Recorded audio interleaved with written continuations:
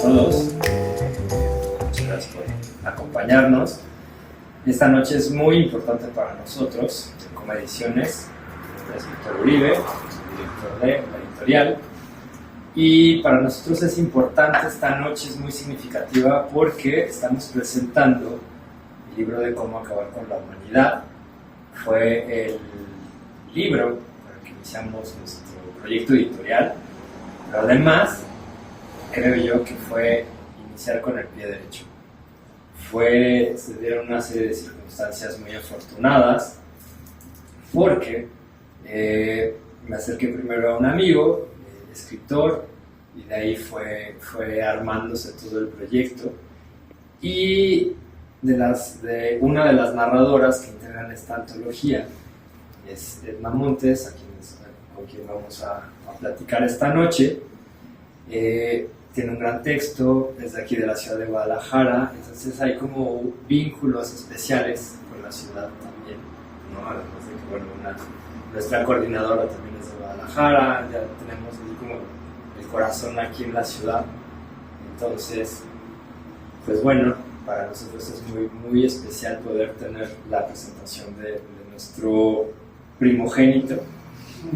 Y pues qué mejor que tener una conversación, que es una de las bases de nuestra editorial, entre la narrativa y el arte. También vamos a tener una conversación con Santiago, que es artista plástico. Entonces, esperamos que sea algo que les llame la atención, que les guste. La idea es empezar a tener estos diálogos, estas conversaciones. Y pues bueno, muchas gracias de nuevo. Y les voy a ceder un momento la palabra a nuestra coordinadora.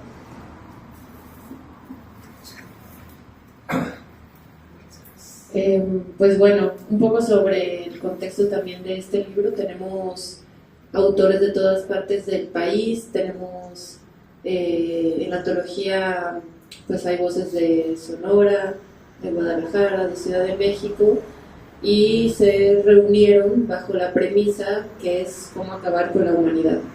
Cada autor tiene una forma de aproximarse a este mismo tema muy distinta. Hay quienes fueron muchísimo más,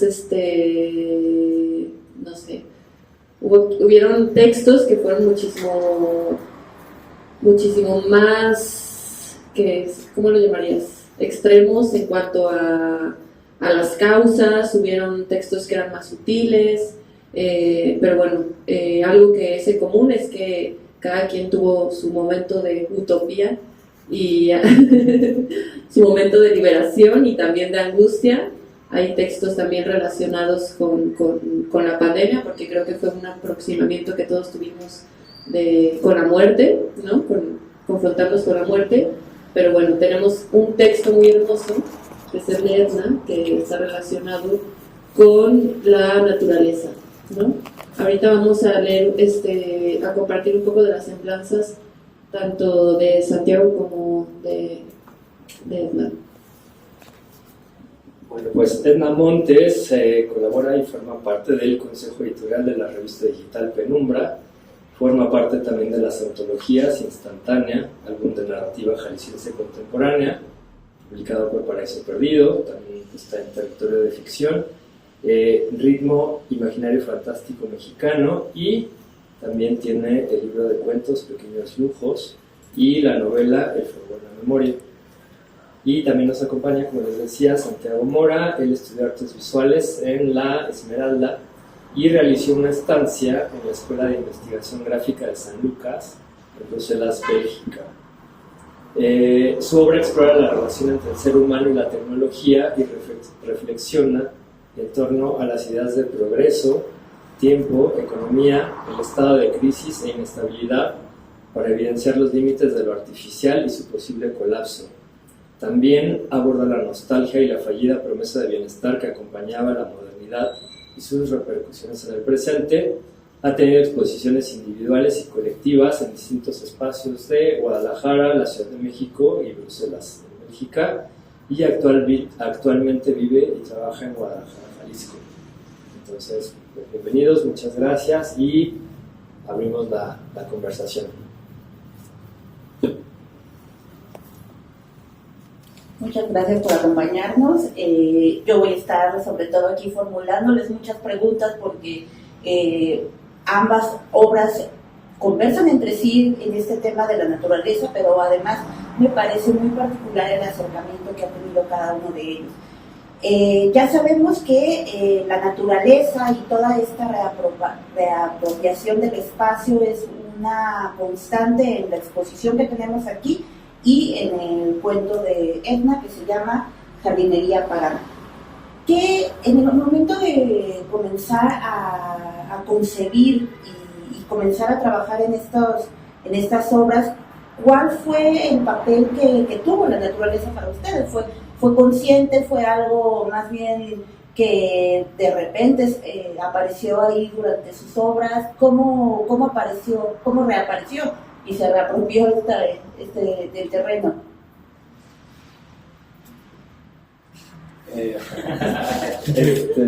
Bueno, pues yo creo que es una preocupación que pues está latente en torno al contexto histórico que vivimos, pues porque somos como la bisagra en un episodio nuevo de la humanidad que se llama crisis climática, y pues esta idea de pensar la naturaleza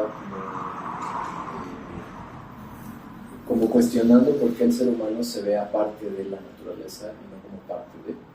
Creo que es una gran pregunta que han dado, pues, si no desde siempre, pues desde los últimos años que he estado pintando estas piezas como con plantas.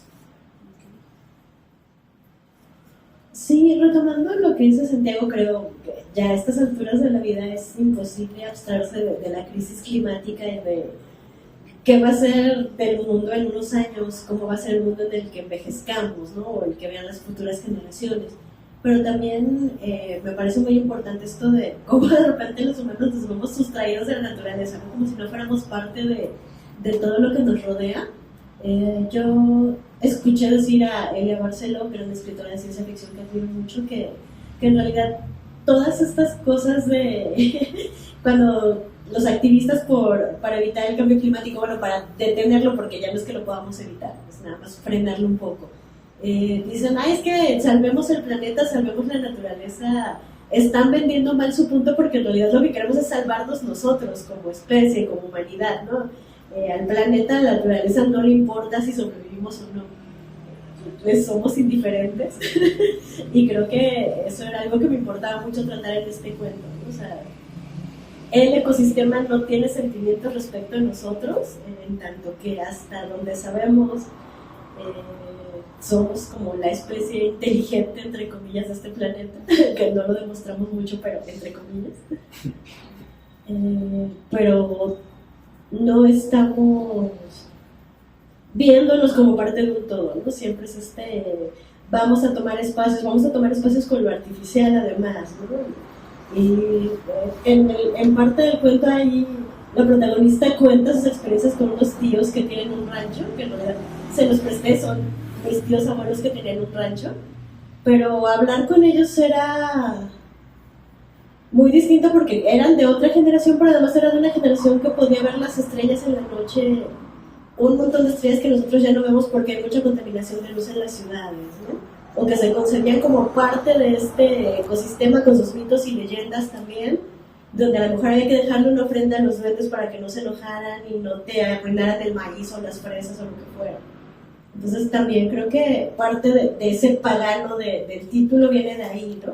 Como al alejarnos de esta perspectiva de que somos parte de la naturaleza y también somos animales y no somos como esta cosa especial que un dios arbitrario creó un día y dijo, va a gobernar sobre todo. Ajá, que cuando deconstruimos esa idea es como, claro, o sea, si queremos salvarnos como humanidad, tenemos que empezar por asumirnos como parte de esto y respetar todo lo que está alrededor, ¿no? No solo aislarnos y decirnos, no, ya tenemos esto y ahora vamos a aventar un misil para que llueva.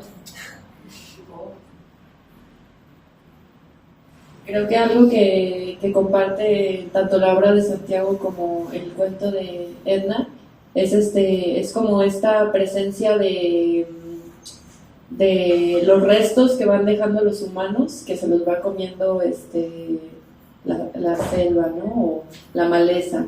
Un poco esto que decías acerca de que al mundo no le importa si nosotros sobrevivimos o no, me recuerda, voy a hacer una referencia súper básica,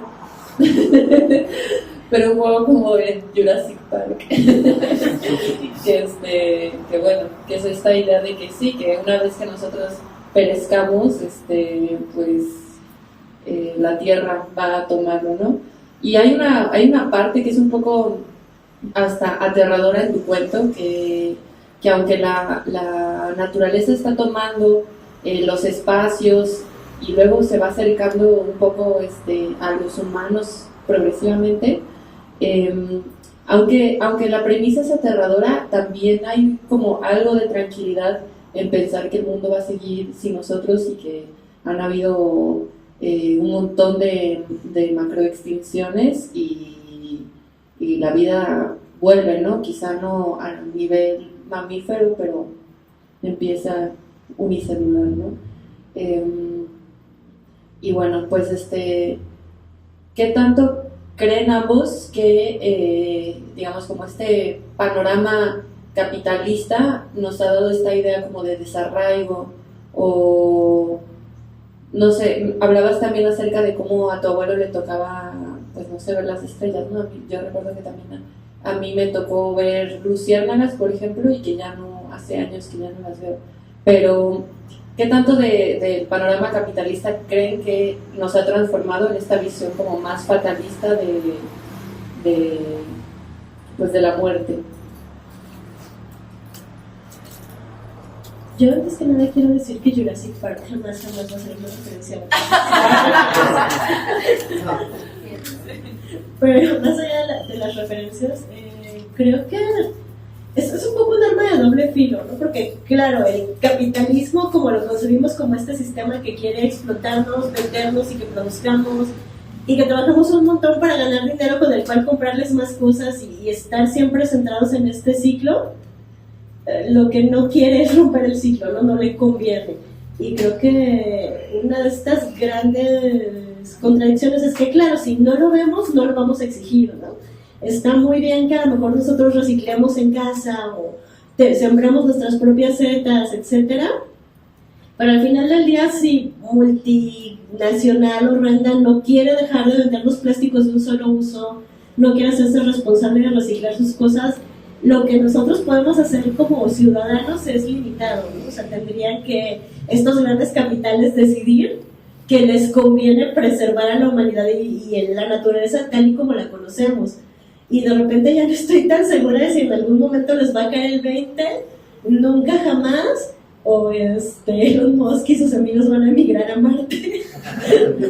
Porque además esa es su apuesta, ¿no? Y a mí se me hace muy... En la ciencia ficción está muy bien migrar a otros planetas, pero en la vida real es como, ajá, y luego, o sea, no sé, no es viable y tampoco es como que tú apuestas a escaparte porque tienes dinero, no refleja la mayoría de la población mundial de ayuda, ¿no? Entonces creo que esa es una. La otra, sobre la muerte, nadie me lo preguntó, lo siento por la gente que está aquí, la que va a escuchar esto después, pero la composta humana ya es legal en Estados Unidos y Tijuana. Entonces, también creo que en México no tanto, porque somos muy afortunados de tener una cultura de Día de Muertos, de contacto con la muerte, de ir todavía a velar a las personas que se mueren. Y yo creo que más allá de las ciudades y los entornos urbanos donde esto sí sucede en grandes funerarias, si tú sales un poquito de los centros urbanos y vas a, no sé, a Los Altos, a Cuetzalan en Puebla o a determinados lugares, todavía hay gente que acuesta a los difuntos en su cama, los vela ahí y de ahí se los lleva al panteón, ¿no? O sea, el contacto con la corporalidad de la muerte es mucho más cercano, pero también están estos países llamados del primer mundo, donde hay toda una industria funeraria que es horrenda y es una mafia y te embalsama con químicos que no necesariamente son los más amables con el ambiente, y que además pelean cuando hay activistas que tratan de buscar soluciones ecológicas como la composta humana, como en vez de cremar, disolverte en líquido y entregar polvito. Pero también creo que dentro de las distintas industrias se va se van abriendo estos caminos también a pensar en formas diferentes de hacerlos. Y también, bueno, envejecer en este sistema capitalista es duro, ¿no? Porque no quieren que envejezcamos, quieren que siempre nos veamos bonitos, jóvenes y hermosos y sigamos produciendo hasta caer muertos, ¿no? Que también es otra batalla que hay ahí de... No sé, no me quiero extender como en todas las ramificaciones, pero sí creo que a fin de cuentas, regresando al tema del libro en cómo acabar con la humanidad, pues a veces el mismo sistema que creamos está devorándonos, ¿no? Y no hay mucho que podamos hacer por ahora para desbaratarlo más que resistir desde distintas fronteras. Pues respondiendo un poco la pregunta de que el capitalismo, ¿qué? ¿Cómo atraviesa, por ejemplo, tus pinturas o este miedo a la muerte o la relación con la muerte? Pues es que yo creo que esta idea de como antropocentrismo que está muy incrustada en esta lucha de generar capital y de generar un patrimonio y de estar en esta como carrera infinita, viene, pues yo creo que desde el humanismo, ¿no? Desde que se empezó a concebir como el ser humano como el centro de este universo y el universo ajeno a él, ¿no? Y el humano pudiendo aprovechar de las tierras, de los espacios, y creo que alguna vez vi un diagrama muy interesante que hablaba que el pensamiento capitalista es como una línea recta que va y sube y baja, pero siempre va, ¿no? Es como una cosa lineal. Mientras que otras formas de pensamiento antiguo piensan la vida en ciclos, ¿no? Entonces las cosas van y vienen, son efímeras, los cuerpos se desintegran un poco, retomando lo que comentabas, y todo es cíclico, todo forma parte de un círculo. Entonces supongo que lo interesante de crear estos imaginarios como el libro es plantear estas preguntas para tratar de imaginar algo más allá del sistema capitalista. Y creo que a partir de esos pequeños gestos de generar una idea, se crean estas fisuras para poder vislumbrar algo que eventualmente va a llegar a un colapso. O sea, no hay manera, lo puedes ver en números, lo puedes ver en proyecciones a futuro. Y cuando llegue ese colapso, quizá haya personas que tengan nuevas ideas para pensar nuevos sistemas o para retomar pensamientos desde otro lugar, ¿no?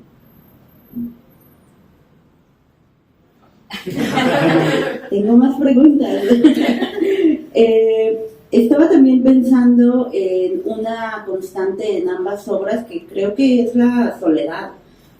Por una parte, si se acercan a ver aquí, la presencia humana se puede percibir por, valga la situación, su ausencia, ¿no? Es muy curioso ver ese espacio de naturaleza desordenada que simplemente está ahí habitando. Eso en cuanto a las pinturas.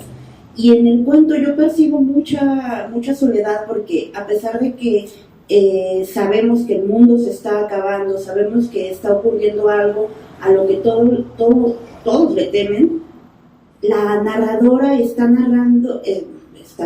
relatando un proceso de duelo muy cercano, muy íntimo, y en realidad yo en el cuento veo eso. O sea, la estamos acompañando en su duelo porque está perdiendo a alguien, pero además va perdiendo a esa persona poco a poco. Entonces uno va procesándolo junto con ella, ¿no? Entonces, ¿de qué manera integran ustedes este tema? ¿Fue consciente o sencillamente también ocurrió el que la soledad estuviera en sus respectivas obras?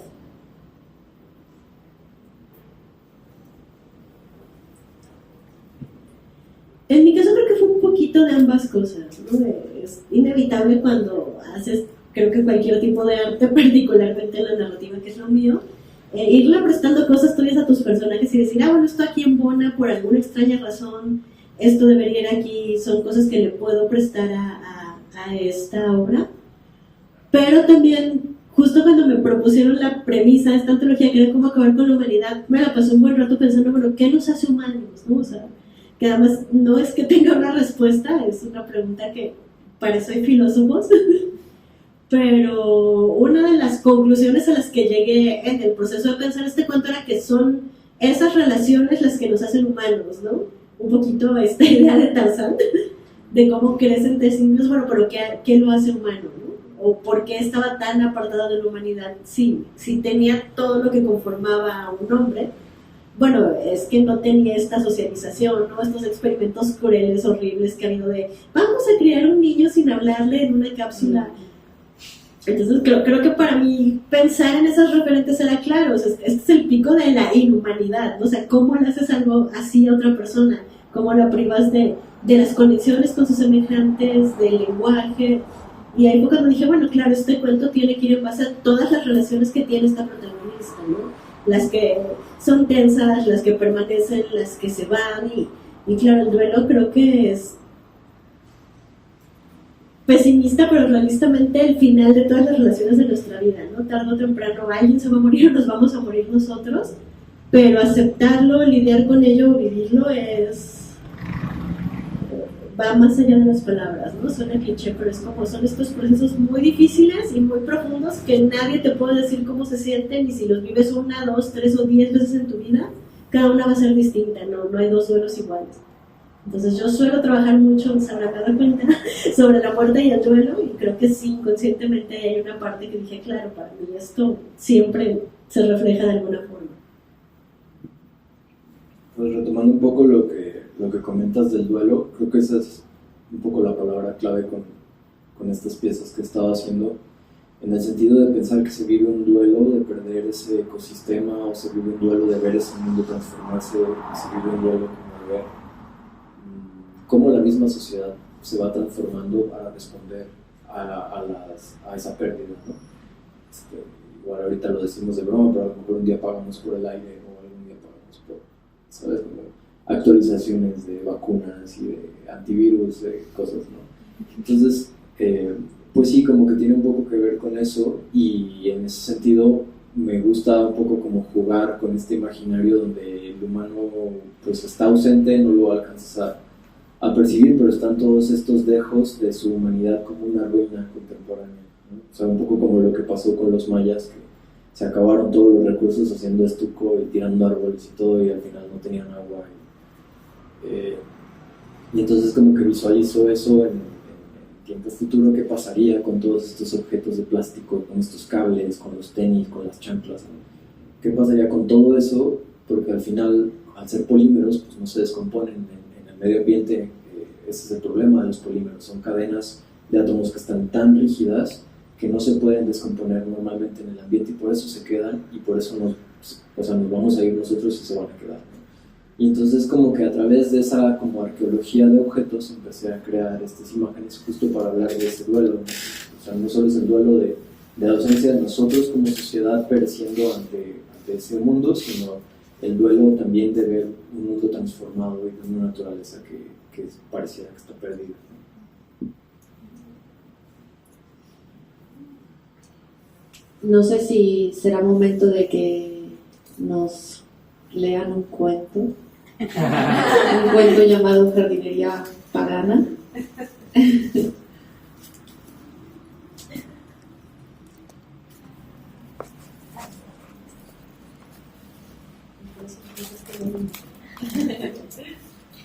Nada es el principio para no spoilear. Abraham se pone la mascarilla, agarra su cartera y me dice: no tardo, corazón.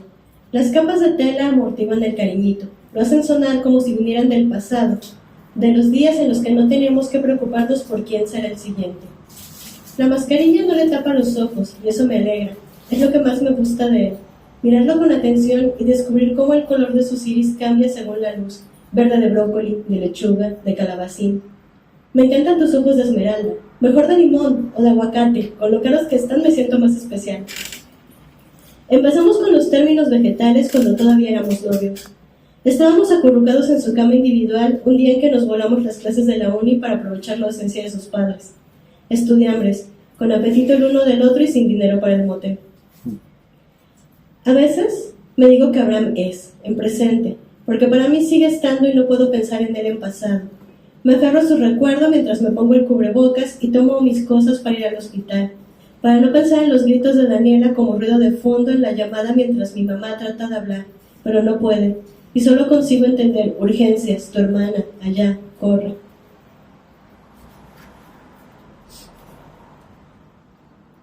Cuando éramos niñas, a Daniela se le metió un insecto al oído. Era un escarabajo chiquitito, de esos negros con rojo que están por todas partes en primavera, apareándose. Todo lo que pasó entre las sacudidas de mamá y la llegada de urgencias es un borrón en mi memoria. Los gritos de mi hermana sí los recuerdo con mucha claridad. Sonaban idénticos a los de ayer, al fondo de la llamada de mi madre cuando me dijo que las alcanzara en el hospital. Dani siempre es la de las urgencias. ¿Te acuerdas cuando nació?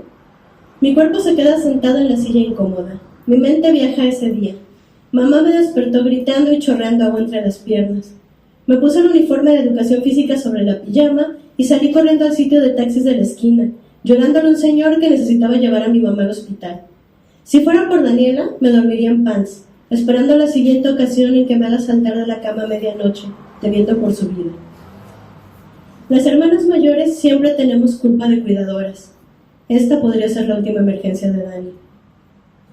Mamá sigue hablando de la noche del parto. Yo me imagino el brote que crece dentro de mi hermanita, como esa vez que metió la bolsa de papas debajo del fregadero de la cocina. No nos dimos cuenta, y semanas después, cuando abrí la puerta buscando un bote de detergente, hallé un monstruo de tentáculos que se extendían hacia mí, oloroso a humedad y olvido. ¿Te acuerdas cuando se metió el frijolito en la nariz? ¿Cómo no? Reprobé biología por su culpa. Me sorprende la cantidad de ocasiones en las que hemos estado aquí o en otras salas de espera. Antes todas eran iguales: sillas de plástico, azulejos blancos y olor a desinfectante. Ahora, con los asientos de madera y el olor a flores, la única constante es el café de maquinita que sabe igual de rancio. Entiendo el recuento de mamá. La tranquiliza pensar que todo saldrá bien, igual que las veces anteriores. Al contrario que ella, me resigno a que esta espera es distinta. Anticipo los gritos porque, aunque quiero evadirlo, sé cómo acaba esto. Una vez que los brotes empiezan a extenderse por el cuerpo, se abren paso entre las venas, arañando, absorbiendo la humedad corporal para alimentarse. Empujan a como dé lugar, como los árboles que rompen el asfalto.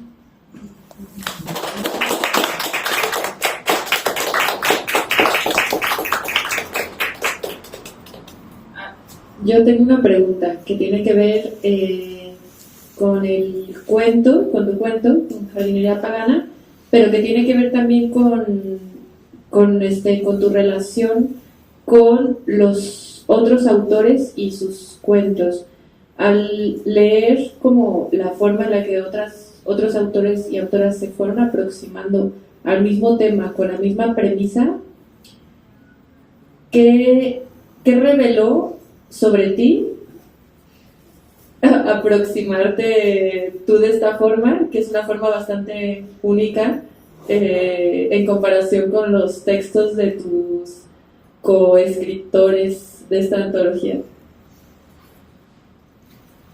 Es una pregunta curiosa porque yo no conocía obviamente ninguno de los textos hasta que se conformó la antología. Me mandaron el archivo final, pero creo que en contraste con mis otros compañeros puedo ser un poco cruel. Porque creo que al menos en el mío esta destrucción es muy lenta y muy sin sentido. O sea, creo que el mismo cuento lo dice, ¿no? Esto está pasando, no hay respuestas, no hay consuelo, no hay forma de detenerlo. Es de verdad final. Y es distinto, por ejemplo, de este cuento que me gusta mucho, del ojo en el cielo, ¿no? Cuando es todo sobrenatural y mucho más, un poquito más brutal. Pero creo que la respuesta está ahí, ¿no? Que de estas aproximaciones creo que yo soy un poco más cruel, un poco más pesimista que el resto de mis compañeros. Para quien no conoce el texto del Ojo de Dios, pues así como muy brevemente explicado, un día de la nada aparece en medio del cielo una especie de constelación que tiene una extraña forma y la gente empieza a fascinarse con él, ¿no? Pero en este otro cuento pues hay como una extrañeza y un suspenso. Todavía no saben cómo aproximarse a ello. Y bueno, en el cuento de Edna es cierto, es más fatalista, igual quizá porque es por esto que ya platicamos, que somos esta generación que creció con mucha angustia ambiental, y en el inconsciente colectivo está esa vocecita que no lo dice, pero que todos ignoramos, nos reímos y nos tomamos unos mezcales, ¿no? Ahorita nos tomamos. ¿Tienen alguna? Sí, una última.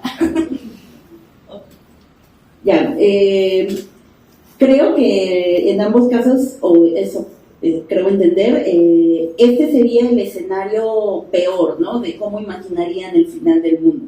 ¿Cuál sería el final idóneo para cada uno de ustedes? Pues supongo que el final idóneo sería como volver a un pensamiento como más consciente del entorno en el que vivimos, con ese sentido como de escucha hacia el planeta y con soluciones puntuales para usar la tecnología a nuestro favor y resolver problemas que hemos dejado a lo largo del siglo pasado y el inicio de este nuevo. Sí, creo que de repente es muy difícil pensar en un final ideal porque se siente muy lejano, ¿no? Es como hacemos muchas cosas que no sabemos si las vamos a ver mientras vivamos, pero creo que si fuera como tomarnos 100 pasos, estoy con lo mismo que Sandy. Yo creo que ver acciones puntuales que además sí se realicen, que no sean como esta cosa de es que Naciones Unidas sugiere que dejemos de emitir gases invernadero para no calentar más de 2 grados la Tierra en los próximos 30 años. Bueno, sí, pero ¿qué acciones puntuales están tomando los gobiernos, los grandes corporativos y demás, ¿no? Yo sé que a veces les vale porque ellos ya están arriba y muchas de estos cuestionamientos, de estas protestas tienen que venir desde abajo de nosotros como los ciudadanos que estamos siendo afectados en mayor cantidad por esto, pero sí me gustaría como que demostraran que les importa un poquito, ¿no? Y que sí hay acciones puntuales desde los lugares donde se toman decisiones y eso importa, ¿no? Y bueno, nada más como complementando un poco esto que dices, y pues sí, o sea, como también mucha de la culpa que tenemos nosotros como los ciudadanos de a pie es como de que, bueno, dejamos de consumir popotes y ya nos dimos cuenta de que contaminan más los popotes sólidos, ¿no? Lavables. O que el porcentaje de emisiones de carbono o nuestra huella de carbono que tenemos nosotros, pues en comparación con, no sé, las multinacionales y así, son muchas, ¿no? Entonces creo que pues regresarles esa responsabilidad, ¿no? O sea, devolverles esa responsabilidad porque pues va a pasar.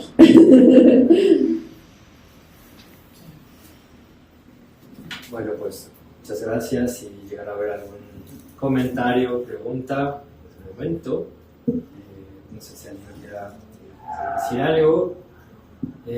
Si no, de nuevo estamos muy agradecidos por que nos hayan acompañado. Como les dije, es un evento muy especial para nuestra editorial, y además tener esta conversación fue muy intuitiva, salieron muchas cosas interesantes desde 2 perspectivas diferentes, como es el arte, como es la literatura. Nunca están peleados, al contrario, siempre se complementan. Entonces, pues muchas gracias por acompañarnos también, para quienes nos están viendo por internet, y pues decirles que nos sigan en nuestras redes sociales, que es como Ediciones, tanto en Facebook como en Instagram, lo mismo en YouTube. Y el libro está disponible, va a estar disponible en distintas librerías de aquí de Guadalajara, de la Ciudad de México, y está en Amazon, Mercado Libre, está la versión también del ebook en distintas plataformas.